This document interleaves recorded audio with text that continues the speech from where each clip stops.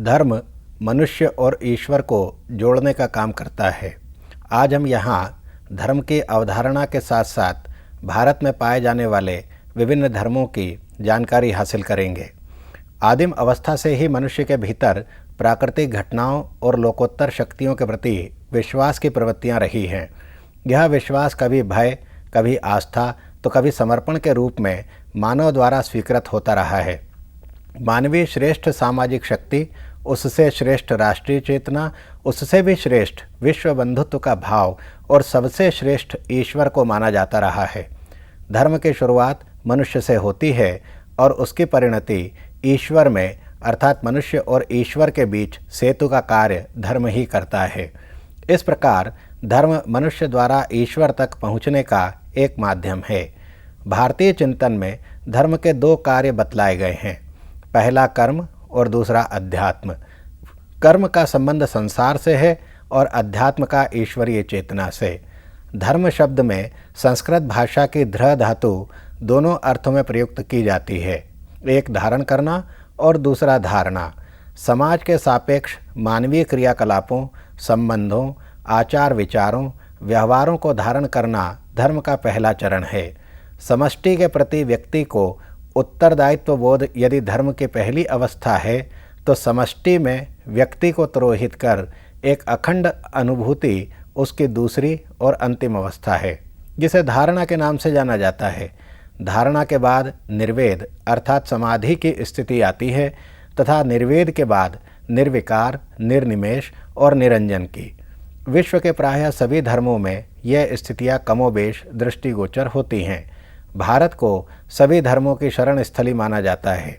विश्व के सभी धर्म अपनी विशेषताओं, उपासना पद्धतियों, दार्शनिक मान्यताओं और मतों, संप्रदायों के साथ भारत में निवास करते हैं।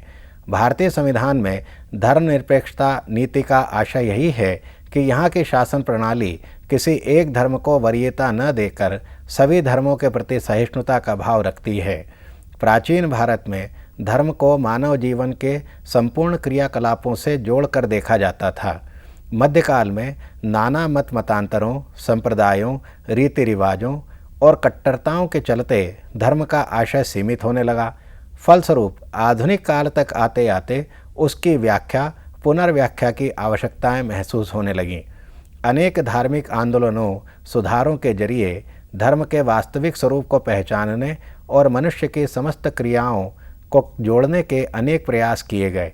भारत में इस निम्नलिखित धर्मों, मान्यताओं और अनुयायियों का उल्लेख किया जाता है। हिंदू धर्म, बौद्ध धर्म, जैन धर्म, सिख धर्म, इस्लाम धर्म, ईसाई धर्म, पारसी धर्म, यहूदी धर्म। अब हम यहाँ हिंदू धर्म को समझेंगे। हिंदू धर्म को सनातन धर्म अथवा वैदिक धर्म के नाम से भी जाना जाता है। वेदों का मूलभूत आधार ग्रहण करने और जीवन की इसे सनातनता की संज्ञा प्राप्त है।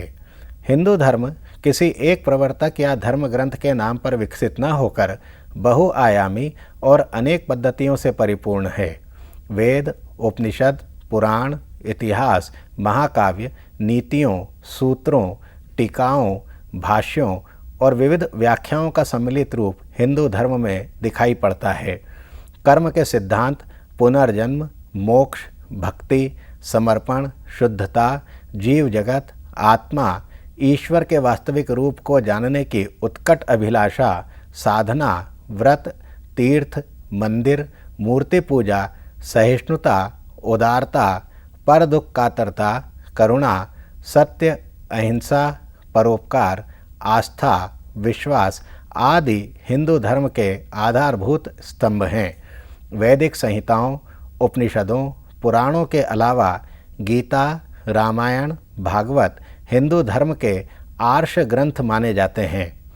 हिंदू धर्म की मान्यता है कि वेद अपौरुषेय हैं, अर्थात वेदों की रचना किसी एक व्यक्ति, एक समय एवं एक उद्देश्य को लेकर नहीं की गई, अपितु वैदिक मंत्रों को साक्षात्कार करने के बाद ऋचाएँ स्वयमेव प्रकट हुईं।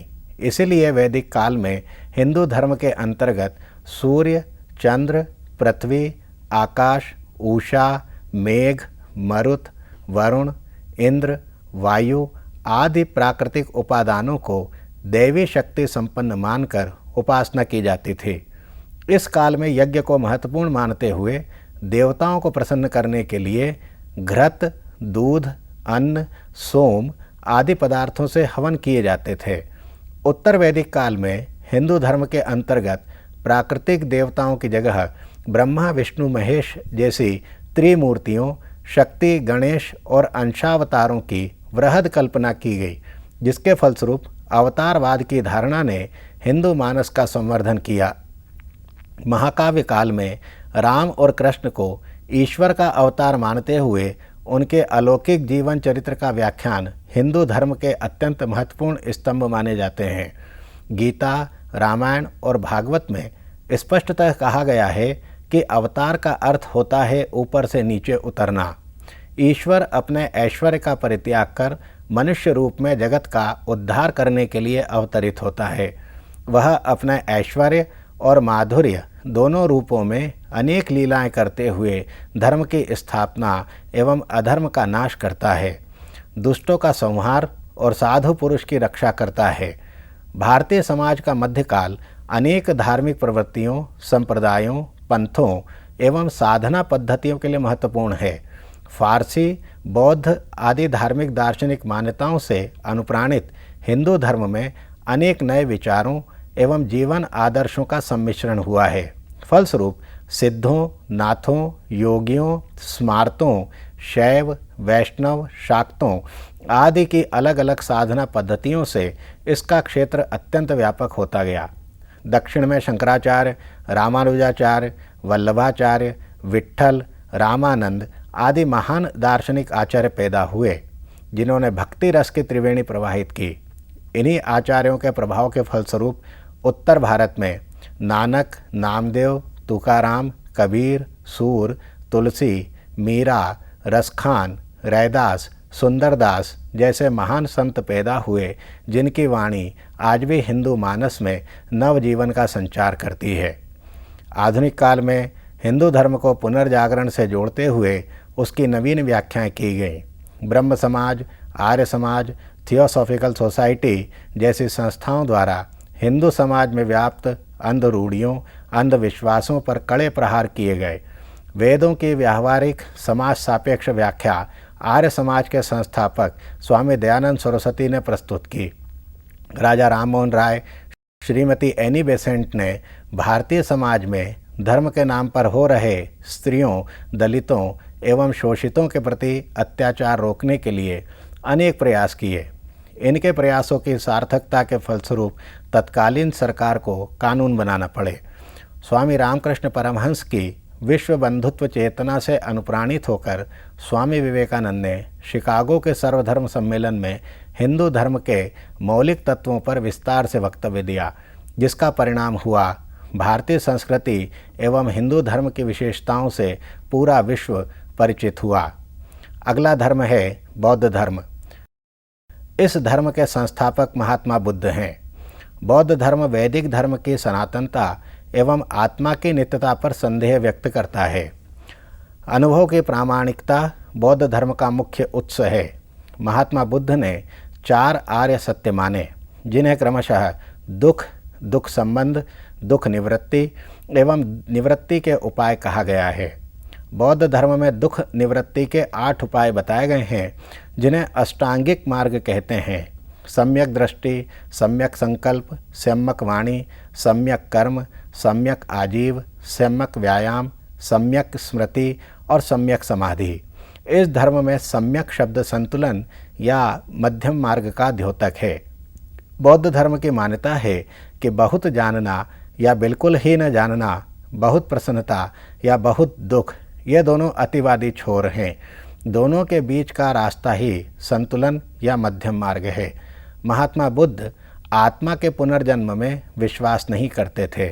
उनका मत था कि पुनर्जन्म आत्मा का नहीं बल्कि अहंकार आदि मनोविकारों का होता है।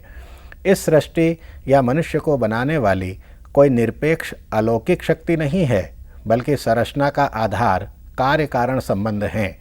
किसी भी कार्य के पीछे कोई न कोई कारण होता है। अतएव संसार में यदि दुख है तो उस दुख का कारण अवश्य होगा और उस कारण का निवारण या निदान भी अवश्य होगा। बौद्ध धर्म को हिंदू धर्म का ही सुधारवादी आंदोलन कहा जाता है। रामधारी सिंह दिनकर ने संस्कृति के 4 अध्याय नामक पुस्तक में कहा है कि जिस प्रकार यूरोप की आधुनिकता ईसाई पौरोहित्य के खिलाफ जन्मी थी, उसी प्रकार भारत की आधुनिकता बुद्ध के कमंडलू से उद्भूत हुई। कहने का आशय बौद्ध धर्म तत्कालीन हिंदू धर्म का एक आधुनिक रूप था जो विशुद्ध अनुभववाद एवं प्रामाणिक यथार्थवाद पर आधारित था। वैदिक धर्म ने मनुष्य जीवन का अंतिम लक्ष्य मोक्ष माना है, जबकि बौद्ध धर्म ने उसे निर्वाण कहा है। उसके अनुसार सुख दुखात्मक सभी इच्छाएं जब समाप्त हो जाती हैं तभी निर्वाण पद प्राप्त होता है।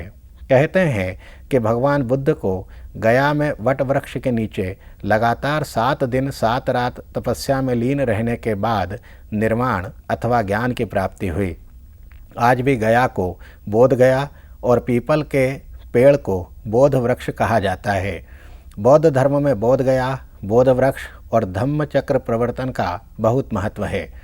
मौर्य सम्राट अशोक ने बौद्ध धर्म का प्रचार प्रसार करके भारत के अलावा श्रीलंका तक किया था। बौद्ध धर्म का संपूर्ण साहित्य विनय पिटक, सुत्त पिटक, अभिधम्म पिटक में संग्रहित है। मौर्य काल के पश्चात बौद्ध धर्म का विभाजन हो गया। इस विभाजन में महात्मा बुद्ध के अनुयायियों को स्थविर एवं बौद्ध नियमों में परिवर्तन चाहने वालों को महासंधिक कहा गया। आगे चलकर महायान और हीनयान नामक 2 संप्रदाय भी बन गए। बौद्ध धर्म का प्रभाव भारत, चीन, जापान, तिब्बत आदि देशों पर ज़्यादा पड़ा। अगला धर्म है जैन धर्म। जैन धर्म को भी हिंदू धर्म की एक विकासवादी चेतना माना जाता है। जैन धर्म के प्रवर्तक महावीर स्वामी को माना जाता है। जैन धर्म की 2 शाखाएं हैं, पहली श्वेतांबर और दूसरी दिगंबर। श्वेतांबर यानी वे जैन भिक्षु जो श्वेत वस्त्र धारण करते हैं और दिगंबर उन्हें कहा जाता है जो आकाश को ही अपना वस्त्र मानते हैं तथा सदैव नग्न रहते हैं। प्रथम शताब्दी के आचार्य कंदू ने 4 ग्रंथों की रचना की जिन्हें जैन धर्म और साहित्य में महत्वपूर्ण स्थान प्राप्त है।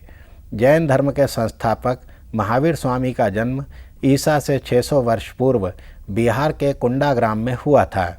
इनके पिता का नाम सिद्धार्थ था जो क्षत्रिय राजा थे। बचपन में ये वर्धमान के नाम से जाने जाते थे। इनकी पत्नी का नाम यशोधरा था। 30 वर्ष की अवस्था में राजपाट छोड़कर इन्होंने लगातार 12 वर्षों तक घोर तपस्या की। तत्पश्चात जंभी ग्राम के समीप इन्हें कैवल्य ज्ञान की अंतिम अवस्था प्राप्त हुई। अत्यधिक पराक्रमी होने के कारण इन्हें महावीर की संज्ञा प्राप्त हुई। 72 वर्ष की आयु में पावा नामक स्थान पर इनका देहावसान हुआ। जैन धर्म में 5 महाव्रतों को अत्यधिक महत्व दिया जाता है। ये 5 महाव्रत हैं: सत्य, अहिंसा, अस्तेय, अपरिग्रह और ब्रह्मचर्य। तपस्या जैन धर्म का मूल आधार है। इस धर्म में तपस्या या तप को 2 भागों में बांटा गया है। पहला ब्रह्म तप जैसे उपवास, कायाक्लेश और प्राणायाम। आंतरिक तप के अंतर्गत सेवा, सद्भावना, विनम्रता, स्वाध्याय, चिंतन आदि को माना गया है। जैन धर्म की मान्यता है कि तप के अभाव में पूर्व के दुष्कर्म एवं मोह की प्रवृत्तियों का विनाश नहीं होता।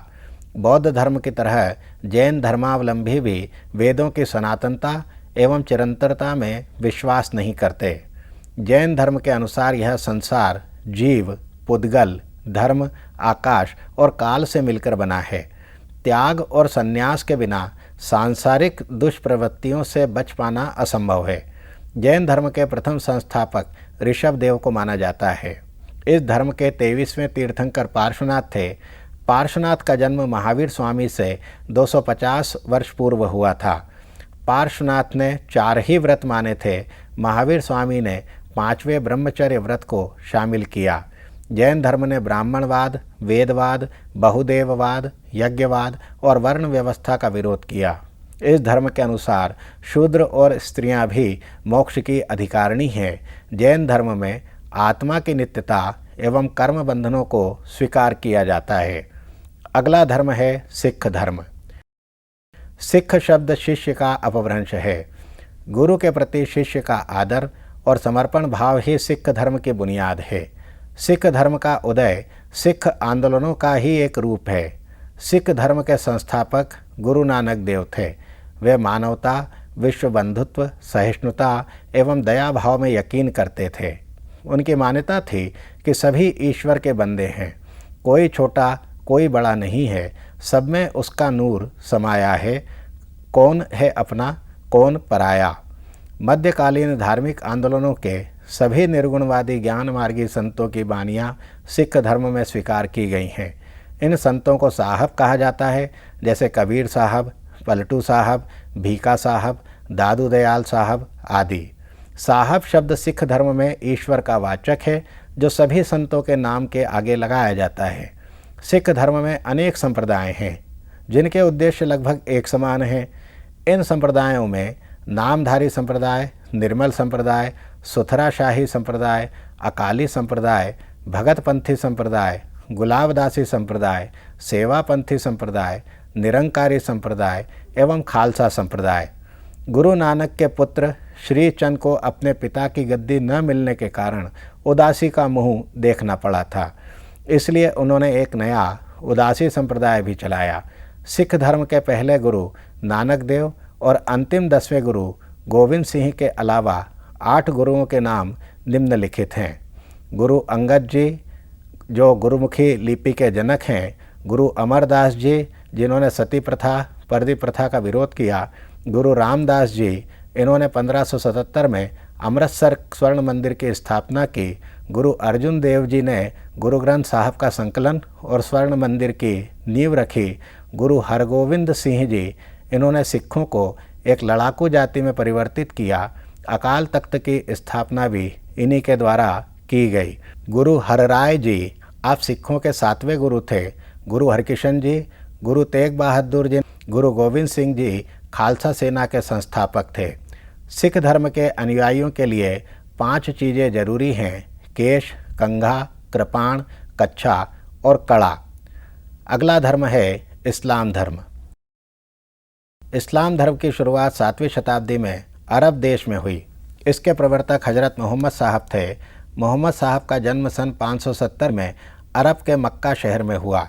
बचपन में ही इनके माता पिता का देहांत हो गया, इसलिए इनका लालन पालन दादा के द्वारा किया गया। मोहम्मद साहब के जन्म के पूर्व अरब देश में अरबी धर्म प्रचलित था, जिसमें बहुदेव पूजा का प्रचलन था। प्राचीन अरबी धार्मिक बार्बरता चरमोत्कर्ष पर थी।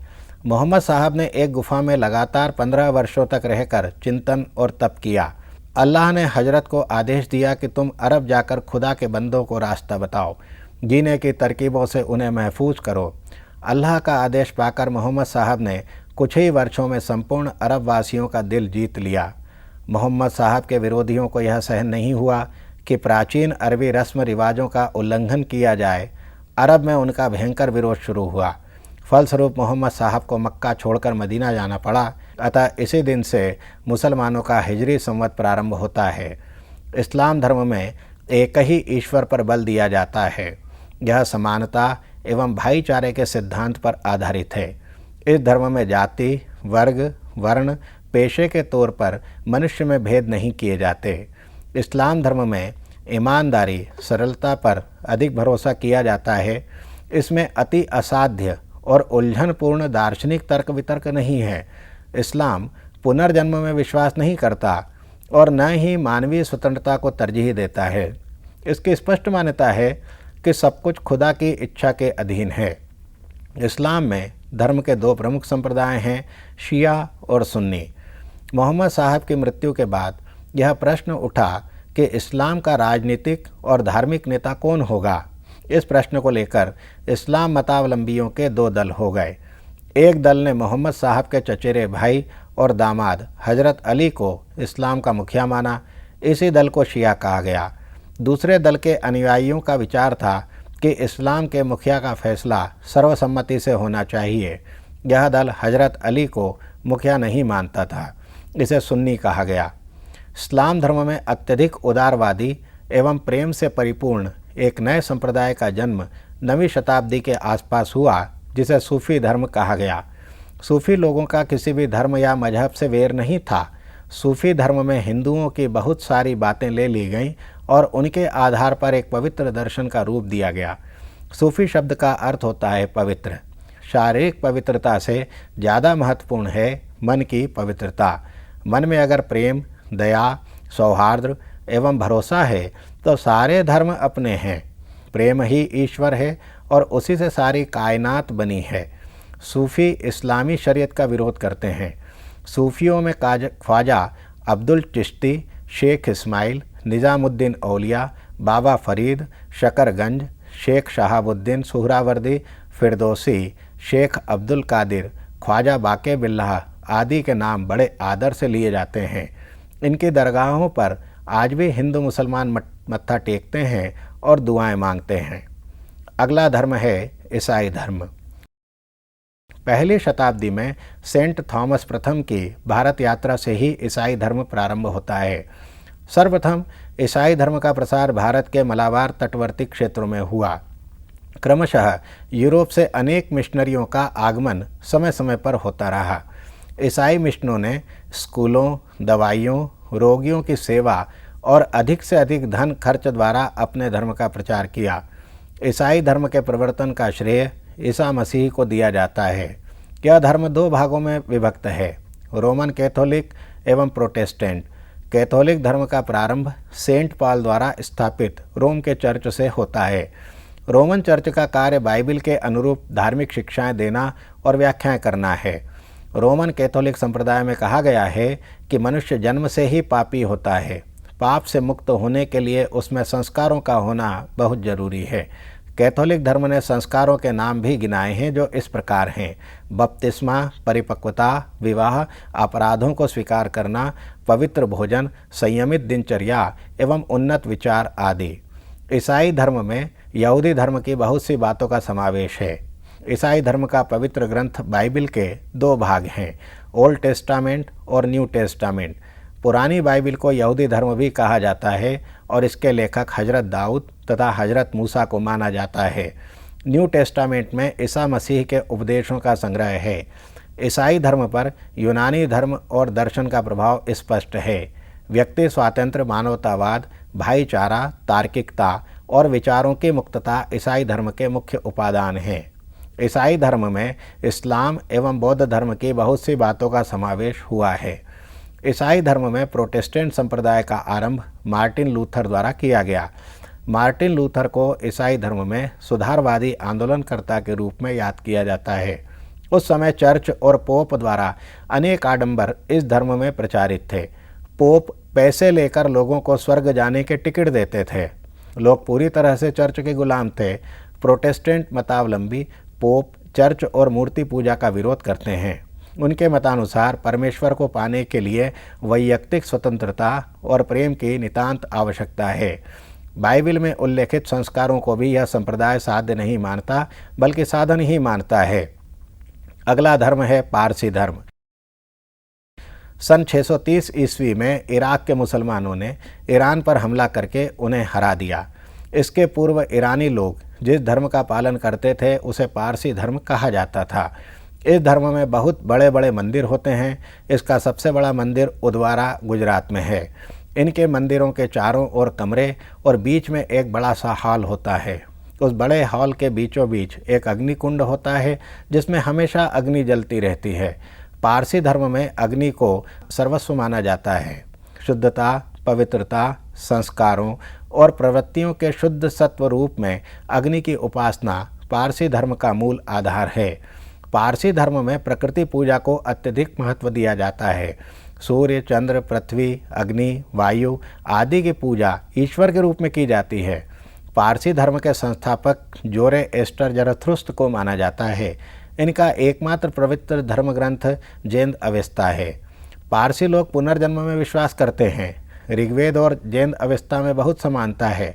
बहुत से विद्वानों ने इन दोनों ग्रंथों की रचना एक ही समय में हुई ऐसा मानते हैं। ऋग्वेद में भी सूर्य, चंद्र, पृथ्वी, सोम आदि की स्तुति की गई है। इस इराकी मुसलमानों द्वारा खदेड़े जाने पर ईरान के पारसी मतावलंबियों ने फारस की खाड़ी के रास्ते भारत के काठियावाड़ में आकर शरण ली। वहाँ खेती बाड़ी करके वे अपना गुजारा करते थे। ईस्ट इंडिया कंपनी के भारत आगमन के बाद इस धर्म के लोग व्यापार एवं उद्योग धंधों से जुड़ गए। आज बहुत बड़े बड़े पारसी उद्योगपति हैं जो मुंबई गुजरात में रहते हैं।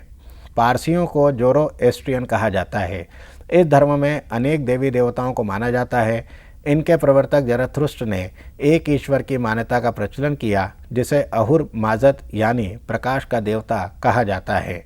इनकी प्राचीन फारसी भाषा वैदिक संस्कृत से बहुत मिलती जुलती है।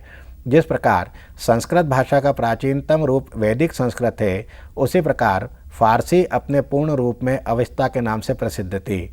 अवेस्ता भाषा में लिखा पारसी धर्म ग्रंथ जेंद अवेस्ता ईश्वर की सर्वज्ञता में विश्वास करता है। फारसी धर्म में मृतक का अंतिम संस्कार जलाकर, दफनाकर या जल में प्रवाहित कर नहीं किया जाता है। शव को यूं ही छोड़ दिया जाता है ताकि चील, कौवे, गिद्ध इत्यादि मांस भक्षण कर सके। ऊंची ऊंची मीनारों के बीच में शव रखने के लिए एक निश्चित स्थान बनाया जाता है जहां पर आदमी की पहुंच न हो सके। मांस भक्षी पक्षी निर्द्वंद भाव से शव के भीतर के मांस के टुकड़े खाकर तृप्त हो सके। अंतिम धर्म है यहूदी धर्म। अब्राहम के पुत्र ईसाक और जैकब के साथ ईश्वर ने धर्म का नवीनीकरण किया। जैकब इज़राइल के नाम से प्रसिद्ध हुआ तथा इसकी संतानें इज़राइली कहलाईं। बाद में ईश्वर ने मोजेस को माउंट सिनाई पर 10 आदेश दिए, जिसमें बताया गया कि इज़राइलियों को कैसे जीवन यापन करना चाहिए। यहूदी धर्म विश्व का एक प्राचीन धर्म है। ईसाई धर्म भी यहूदी धर्म का परिष्कृत रूप माना जाता है। यहूदी धर्म में स्वतंत्रता, मानवता, समानता और भाईचारे की भावना, तार्किकता आदि का ध्यान रखा जाता है। यहूदी धर्म एकेश्वरवाद में विश्वास करता है। पुरानी बाइबिल यहूदी धर्म के पैगंबर हजरत दाऊद तथा हजरत मूसा द्वारा लिखी गई है। इस धर्म के आधारभूत नियम और शिक्षाएं मूल बाइबिल जिसे हिब्रू कहते हैं कि प्रथम 5 पुस्तकों जो तोराह कहलाती हैं पर आधारित है। यहूदी धर्म का इतिहास तलमुद में मिलता है। इसी में यहूदियों के लोक जीवन और इतिहास का संकलन हुआ है। आज यहाँ हमने दुनिया भर में पाए जाने वाले धर्मों की मूलभूत जानकारी हासिल की। इन सभी धर्मों में एक ही प्रकार की चेतना प्रवाहित हो रही है, जिसने मनुष्य सभ्यता के विकास में अपना महत्वपूर्ण योगदान दिया है।